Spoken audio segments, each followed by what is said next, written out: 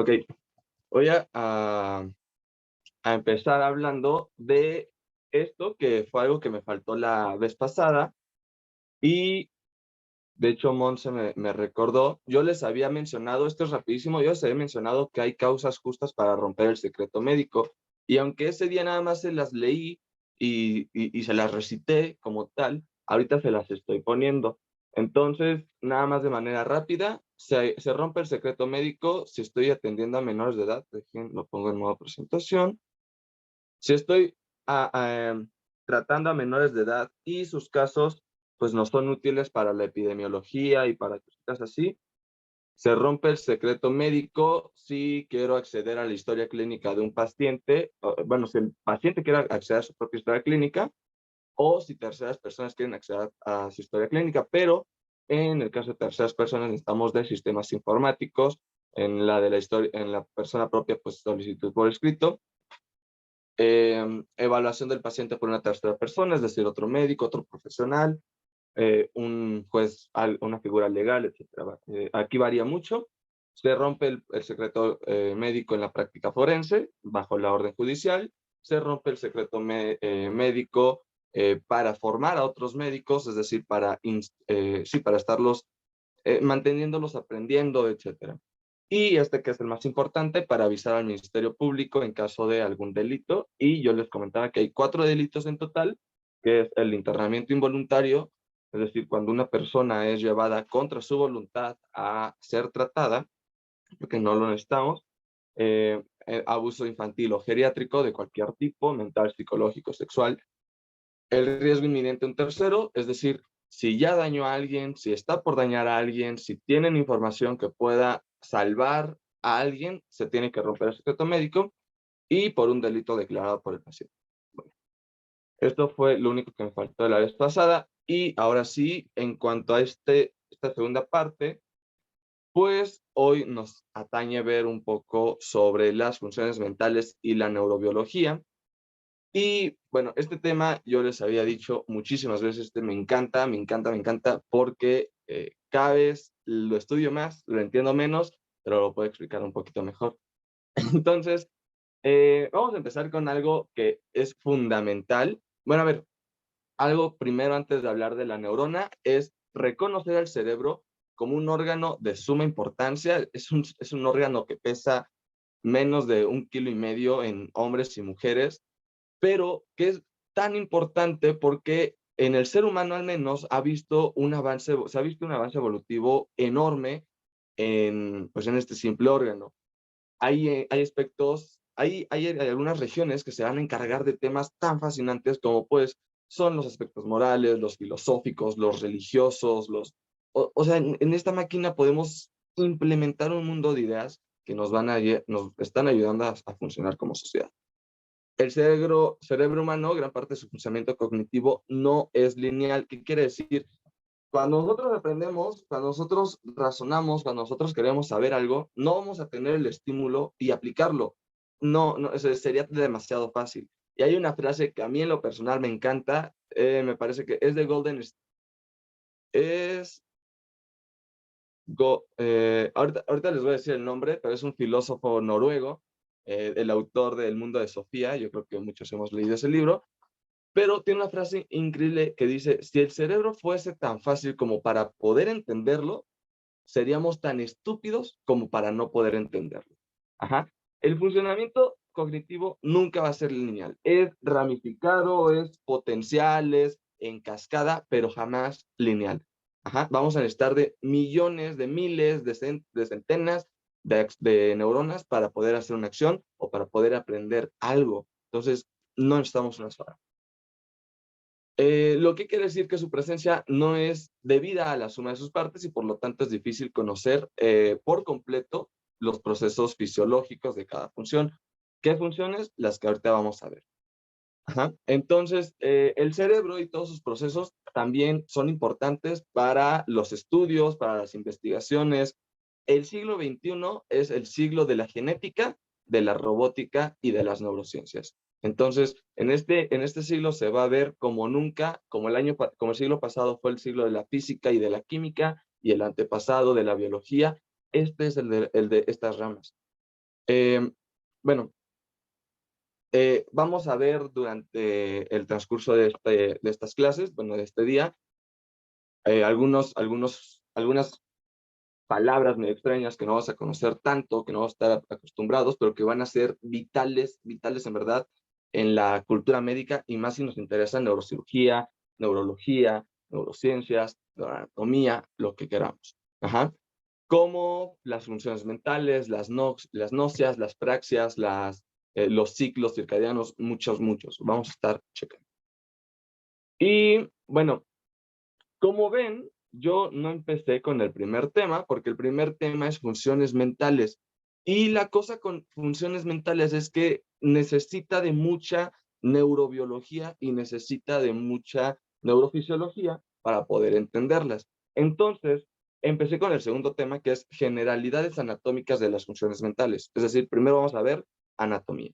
¿Y cuál es la estructura básica fundamental del sistema nervioso? La neurona.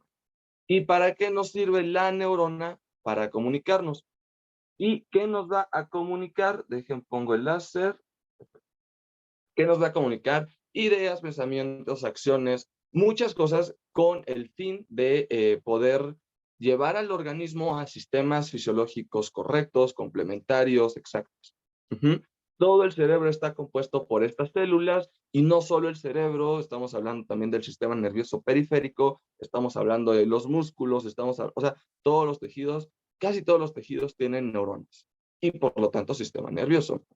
Estas células, les decía, son las que nos permiten comunicarse, periférico con central, central con periférico, periférico con periférico, central con central. Hay muchos tipos de comunicación. Nos van a ayudar a la comunicación por medio de la sinapsis. Ajá. Y este dato es importantísimo, a mí me gusta mucho. Cada neurona puede o tiene la capacidad de hacer sinapsis con 1000 a 10.000 por neurona. Es decir, 10.000 a 10.000 sinapsis por una sola neurona. Esto quiere decir que considerando los 86.000 millones de neuronas que tenemos, pues el número de conexiones para las vastas funciones son inimaginables. Ajá. Muchos dicen que tenemos 100.000 millones de neuronas, ¿ok? No lo voy a desmentir, pero hay estudios más exactos que no se acercan, o sea, no tratan de cerrar el número en una cifra exacta, pero son 86.000. ¿Por qué? Porque puede que hayamos nacido con 100.000 millones aproximadamente, 96.000 y cacho real, pero van evolucionando en el cerebro del infante. Hay una concentración vasta, enorme de neuronas, pero cuando nacemos y aproximadamente hasta los 7, 8 años es cuando más neuronas vamos a tener en toda la vida. No son neuronas realmente funcionales, muchas van a morir por apoptosis o por diferentes estímulos que ya vamos a estar viendo, pero no siempre o no todas estas neuronas son realmente útiles para la vida adulta. Ajá. Entonces, de esas 100.000, elimina la idea, las que siempre son importantes o las que ya son un número más exacto son las 86.000 millones de neuronas. Y bueno, también vamos a tener a estas células. Bueno, de la neurona, la anatomía realmente, pues creo yo que no es tan necesaria, creo que ya la conocemos. Tenemos al axón, al cono axonal o cono del axón, al cuerpo celular o soma, las dendritas tienen ramificaciones que son las espinas dendríticas, el axón tiene una cola terminal o la terminal axonal, y bueno, vamos a tener muchísimas cosas que ya hemos visto en histología, en anatomía, en bioquímica. Vamos a reforzar algunas de ellas ahorita. Vamos a tener otras células que son la glía, en donde pues, vamos a tener, basta con saber que son células adicionales que a veces dejamos en segundo plano, pero son tan o más importantes que las neuronas propias. Tenemos en relación 10:1. Si de neuronas teníamos 86.000 millones, de glía vamos a tener 860.000 millones de células gliales. Ajá. Estas pues nos van bueno, vamos a tener a los astrocitos, por ejemplo, que van a nutrir y sintetizar glutamato, a los oligodendrocitos y las células de Schwann, que como ya hemos visto van a brindar un soporte axónico para ayudar a la conducción, a las células ependimarias que funcionan como una barrera y que van a tener también funciones en el líquido cerebroespinal, en la producción de líquido cerebroespinal, y a la microglía que tienen capacidades fagocitarias, es decir, que van a eliminar cuerpos extraños. Y bueno, Ahora sí. Tenemos, evolutivamente hablando, un arquiencéfalo que a veces también se le conoce como cerebro de reptil, encargado de, por ejemplo, las actitudes biológicas primitivas y de supervivencia, lo que nos mantiene con vida realmente. O sea, tenemos en esta parte a los núcleos encargados de la respiración, tenemos en esta parte a los núcleos encargados del enojo y más que del enojo, de este tipo de reacciones naturales que tenemos ante situaciones que nos incomodan, es decir, ante una irritabilidad. Tenemos núcleos que se van a encargar de buscar alimento, núcleos que se van a encargar de procrear, núcleos que se van a encargar de buscar una pareja sexual, etcétera. En este arquiencerebelo o cerebro de reptil. Y vamos a tener al paleoncéfalo, que es el cerebro de mamífero. Este cerebro es el que conocemos muchas veces como sistema límbico, y el cerebro de mamífero ya se encarga un poquito más de actitudes más reguladas, de actitudes más complejas, como son las emociones. Vamos a tener también una neocorteza que es propia. La neocorteza es propia del cerebro del homínido. Hay una diferencia entre homínido y homínino.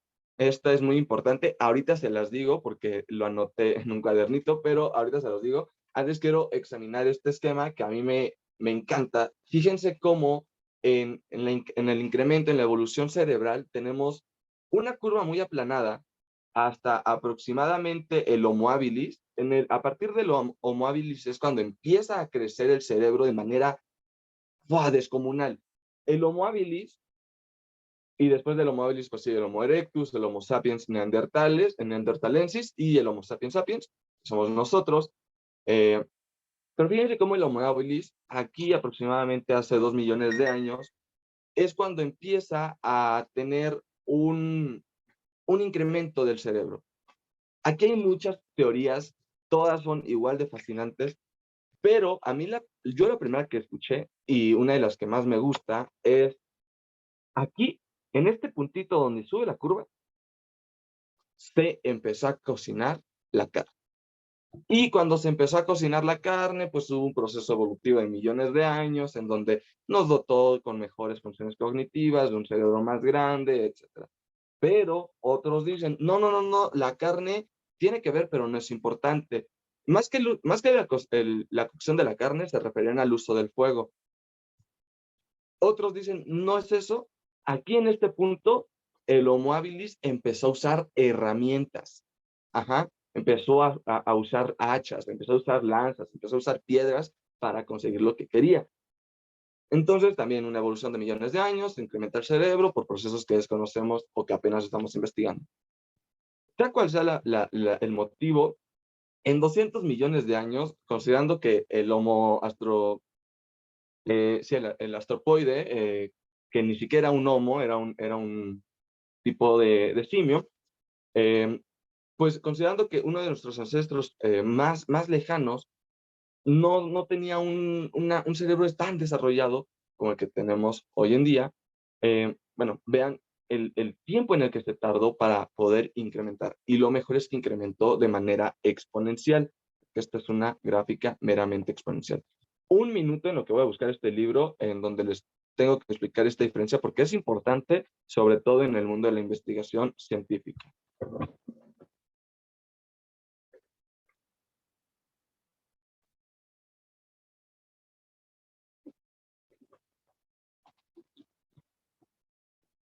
Ok, híjole, se fallaron los libros de atrás, lo voy a ignorar.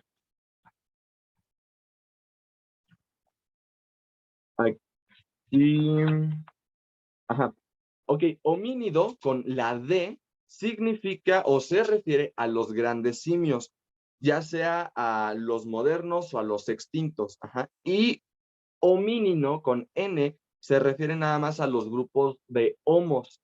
Ajá. Es decir, a todos los humanos, tanto a los modernos como a los extintos. Entonces, ¿qué pasa? Por ejemplo, aquí teníamos al mono antropoide. El antropoide, sí, el antropoide es un homínido porque no entra en la clasificación de Homo. El orangután, por ejemplo, sería un homínido porque no entra en la clasificación de Homo. El chimpancé sería un homínido porque no entra en la clasificación de Homo. El Australopithecus gigantus entraría en la clasificación de homínido. No, perdón, no era Australopithecus, era el... bueno, hay un tipo de mono que se apellida gigantus, que era enorme, de 3 metros, no entra en esta clasificación, ya está extinto. El chimpancé no lo está, pero no son homos. El homínino con N, que es un término que no usamos tanto, pero que realmente creo que es más importante que el homínido, pero, no por una situación especista, sino por una situación antropológica. El homínino, pues se refiere a estos grupos, que en realidad son 8, aquí nada más mencionan a 5, el Australopithecus africanus, el Homo habilis erectus, Homo neanderthalensis y el Homo sapiens.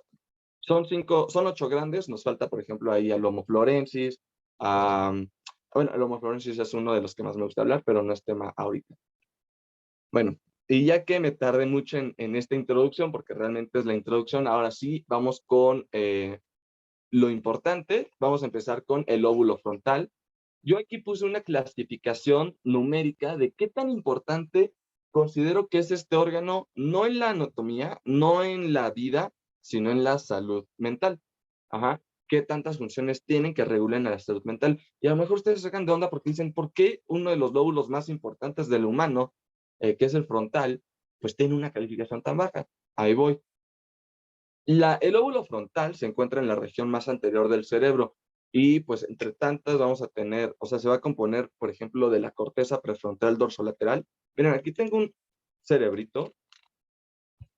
En este cerebrito, quiero ver si se ve, pero creo que sí. Voy. Ya. En este cerebrito, esta parte anterior del cerebro, todo esto es el lóbulo frontal. De hecho, bueno, si yo lo pongo en este tipo de vista, todavía abarca un poquito más de la cisura que vemos aquí en medio. Todo este es el lóbulo prefrontal. Y vamos a tener una corteza prefrontal dorsolateral, que es la que vemos por aquí. Esta sección anatómica es la corteza prefrontal dorsolateral. Una de sus funciones, pues son las funciones ejecutivas.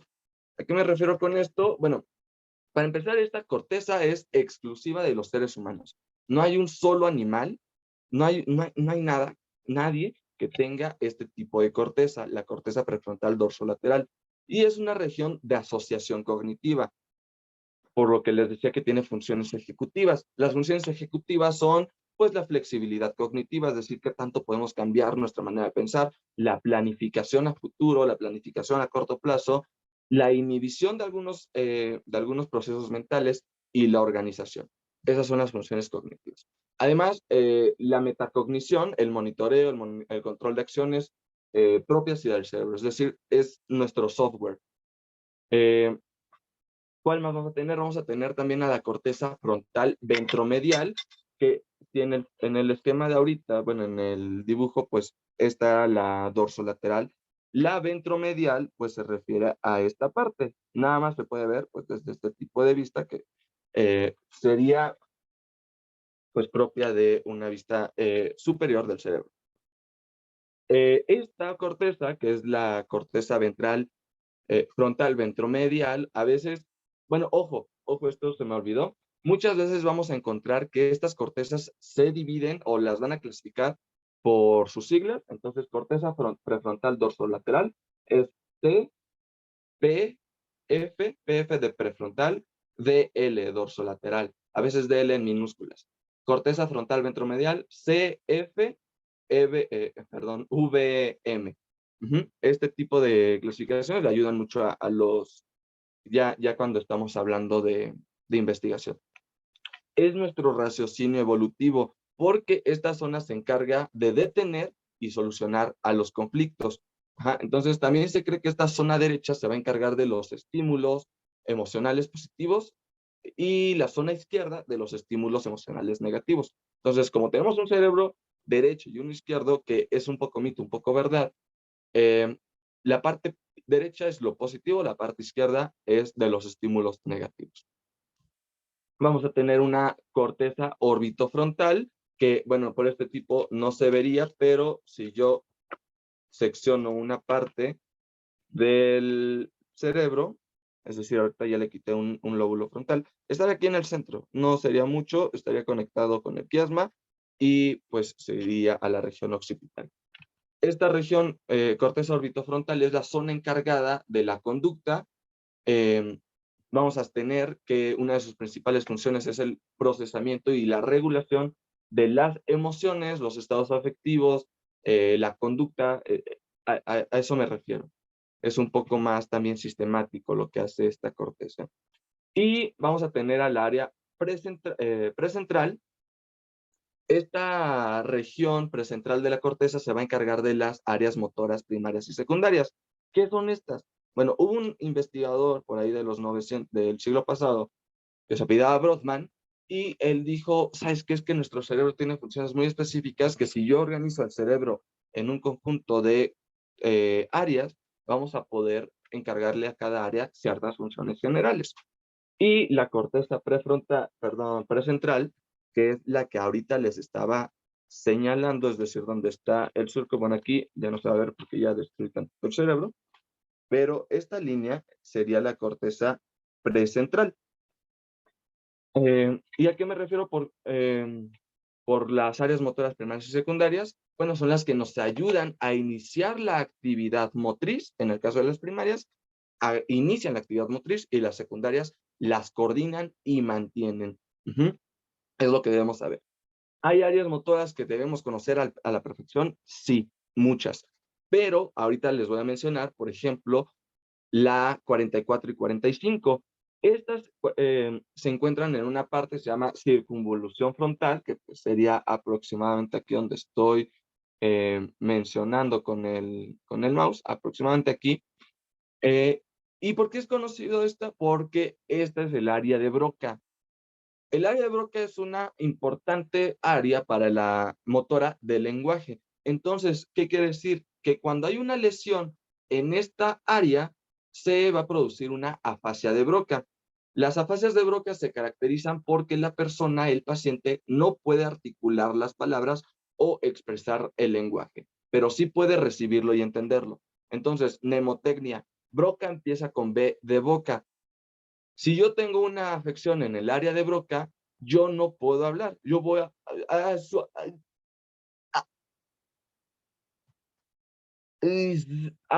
gesticular. No me van a salir las palabras. Es lo que acabo de hacer, básicamente. Broca, es como me ayuda mucho a mí a decirlo, a recordarlo, perdón, porque verdaderamente no se puede hablar. Puedo entender, puedo comprender, porque no tengo afectada la parte sensitiva, pero no puedo hablar porque tengo afectada la parte motora. Aquí tengo un link, ahorita voy a poner esos videos porque son importantes conocerlos y porque explican un poco más, de manera más clínica lo que es esta área y esta lesión. Y vamos a tener este otro lóbulo, que es el lóbulo parietal. También tiene una calificación de 6 de 10. Yo sé que me estoy viendo muy estricto, pero denme chance porque quiero que vean la estructura que tiene un 10 de 10. El lóbulo parietal integra la información de las vías visuales ventrales. Las vías visuales ventrales es es lo que va a responder qué estoy viendo. Ajá. Yo estoy ahorita viendo mi pared. El área visual ventral es la que me dice que estoy viendo una pared. Ajá. Y también voy a tener a las vías visuales dorsales, que es la que me va a responder el dónde lo estoy viendo. Entonces, ¿qué estoy viendo? Una pared. ¿Dónde lo estoy viendo? Enfrente de mí. A eso se refiere más o menos y de manera muy general estas vías visuales ventrales y dorsales. ¿Y para qué? Porque con estas dos vías me van a ayudar a construir el mundo en el que estoy viviendo. Nos construye una imagen.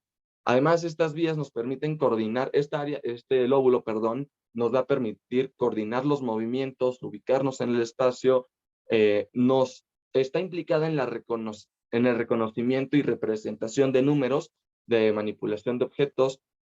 En el 2014, una investigadora, o sea, ganó el Premio Nobel de Fisiología y Medicina en conjunto con otros dos sujetos por el GPS cerebral. El GPS cerebral es básicamente esta parte bueno, está en el lóbulo frontal, perdón, en el lóbulo parietal y tiene la función de mantenernos en el espacio.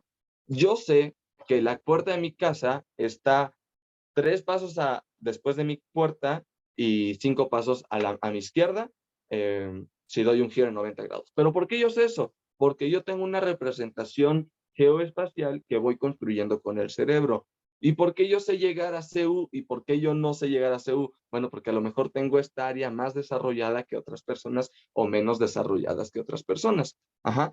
Este lóbulo parietal pues nos sirve para eso. Va a contener a la manipulación. Bueno, esta de representación de números es también muy importante, no me detuve en ello, pero creo que se entiende mucho. Gracias a este podemos tener matemáticas, o sea, no necesariamente la función ya más difícil de coordinación de matemáticas o entendimiento de física, etcétera, pero sí nos va a ayudar a representar números, a representar cantidades. Y la manipulación de objetos. Bueno, igual, supongamos que tengo este cerebro, pero yo en mi mente le digo, gírate 90 grados, y sin yo verlo, yo sé que yo estoy girando el cerebro así, y yo sé en qué posición mental o en qué posición lo estoy localizando. Va a contener al área de Wernicke, que se encuentra aquí donde estoy señalando en el esquema, aproximadamente, y esta área de Wernicke, que va a constituir al área 41 y 42 de Brodmann, también es muy importante para la comunicación y para el lenguaje. Entonces, una lesión en esta área, bueno, les decía, el área de la corteza, del área prefrontal, nos ayuda a las funciones motoras, principalmente, tanto las primarias como las secundarias. Y la parte que está posterior a ella nos va a ayudar a las funciones sensitivas. Igual primarias, secundarias. Y el área Wernicke se asocia más a una lesión sensitiva. Ajá. Esta área nos ayuda, les digo, a la parte sensible del lenguaje y por lo tanto una lesión en el área de Wernicke va a producir una falla en la comprensión. ¿Se acuerdan que Broca sí podía comprender lo que estaba escuchando, pero no podía articular? Bueno, aquí pasa al revés. Yo no puedo entender lo que me están diciendo, pero sí puedo hablar. Ahora, como yo puedo hablar, pero no puedo comprender lo que estoy diciendo, lo más seguro es que esté diciendo idioteces o cosas que no van al caso. Ajá. Entonces, Wernicke empieza con W de washawasher y también me ayuda mucho a asimilarlo. Una persona que tiene una lesión en el área de Wernicke empieza a... O sea, puede que diga sílabas nada más y que no diga nada al mismo tiempo, o sea, que esté bla, bla, bla, bla, bla, bla, bla, bla, bla, bla, bla, o que empiece a decir cosas que no van al sentido. Que me preguntes por cómo va mi día y como yo no estoy entendiendo, pero tengo la necesidad de responder, te responda, pues una tostada de pan. Ajá. No tiene nada que ver con la pregunta y por lo tanto se entendería como una lesión en esta área.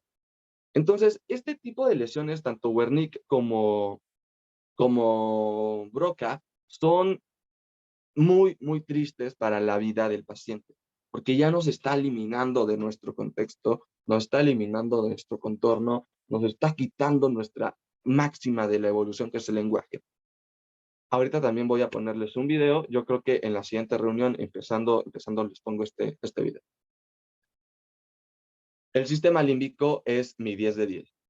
¿Por qué? Porque el sistema límbico es uno de los más grandes sistemas y sistemas complejos, que bueno, complejos entre comillas, porque en realidad todos los sistemas del cerebro son complejos, pero este sistema se va a encargar del control de las emociones, va a tener control sobre el cerebro reptiliano. ¿Se acuerdan que el sistema límbico era el sistema de los mamíferos? Bueno, el sistema de los mamíferos, como es más grande y más evolucionado, tiene control sobre el cerebro reptiliano, que es el paleocerebelo, perdón, el arquicerebro o el arquiencéfalo. Que de hecho en eso no me detuve ahorita que, sí, arquiencéfalo, paleoencéfalo, creo que dije arquicerebelo, no estoy seguro, pero era arquiencéfalo, paleoencéfalo y neocorteza. Bueno, les decía del sistema límbico, control de las emociones, domina al sistema, al cerebro reptiliano, o cerebro de supervivencia, Y aquí algo bien importante que ya, yo sé que hay gente aquí que ya conoce este nombre, pero hay un señor portugués muy bueno en neurociencias, se llama Antonio Damasio. Antonio Damasio, con técnicas de neuroimagen, nos ha ayudado a comprender este sistema como no tienen idea. Los trabajos de Antonio han brindado mapas del sistema emocional en donde se van a observar el trabajo, es decir, cómo va a ejecutarse de manera concreta el sistema límbico y en la generación de las emociones. Es decir, los trabajos de Damasio han ayudado a ver los procesos reales por los que vamos a estar expresando ira, enojo, felicidad. ¿De qué se compone el sistema límbico? Bueno, se compone del tálamo, del hipotálamo, del hipocampo, de la amígdala cerebral, el cuerpo calloso, el septo, el mesencéfalo, etcétera. A lo mejor a partir de aquí ya ven cuerpo calloso como CC, porque es más fácil abreviarlo, pero les voy a indicar cuándo es CC y cuándo es otra cosa, porque tengo por ahí la misma sigla. Todas las emociones necesitan de una vía de entrada, es decir, un input, y esta las va a ayudar a recibir las emociones, a ser evaluadas, jerarquizadas y procesadas, y van a necesitar de una vía de salida o un output, que es la respuesta emocional como tal.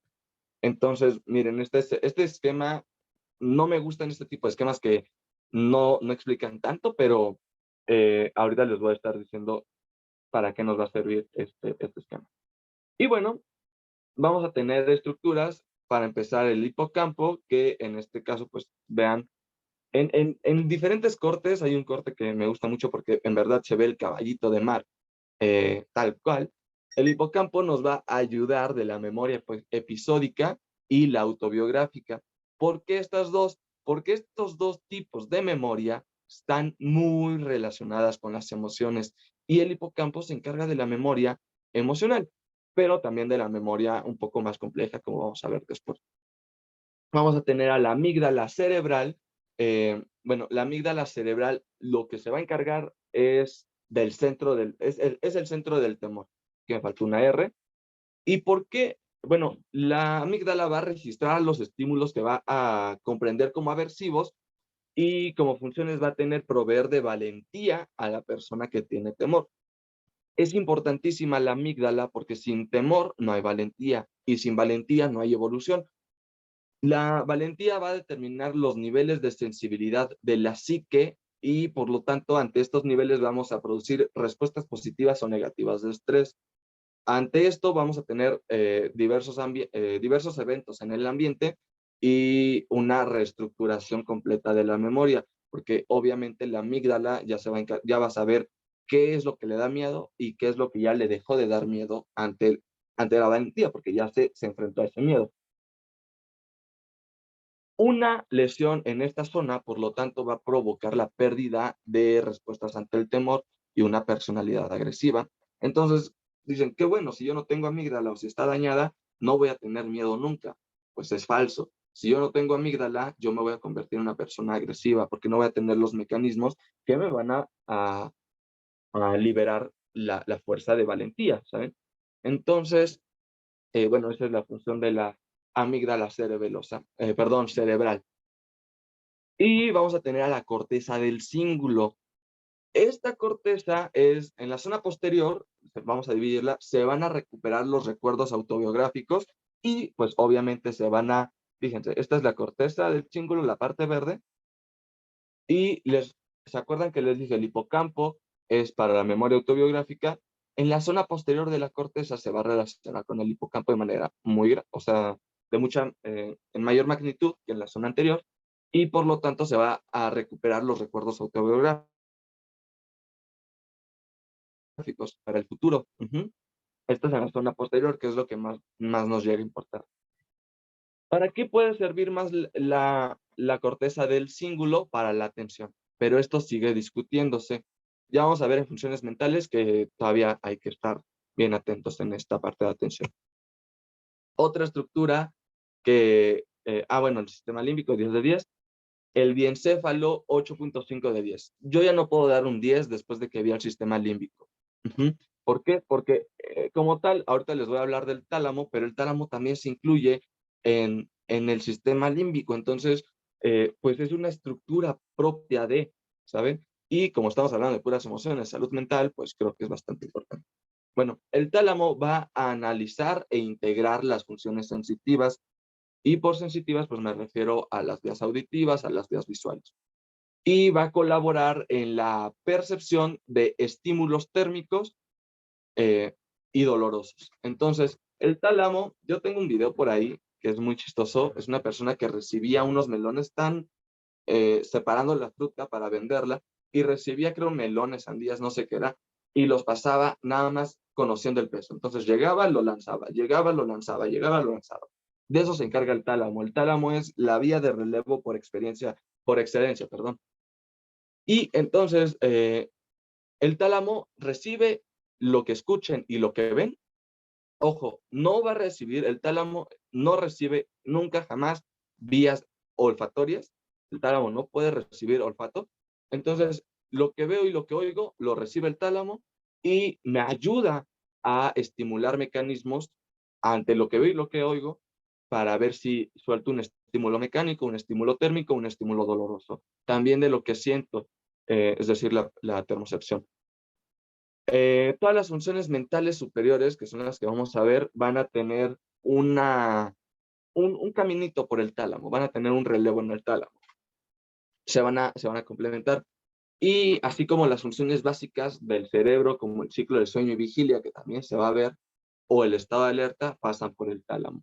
Entonces, una lesión en el tálamo, la verdad es que es desastrosa en la vida de las personas. Una lesión en el tálamo, dependiendo del núcleo, vean la división de los núcleos del tálamo, son todos estos, y es una estructura pequeñísima. El tálamo es mínima, el tamaño de, no sé, una canica de las grandes, o sea, cada núcleo es del tamaño de una de esas.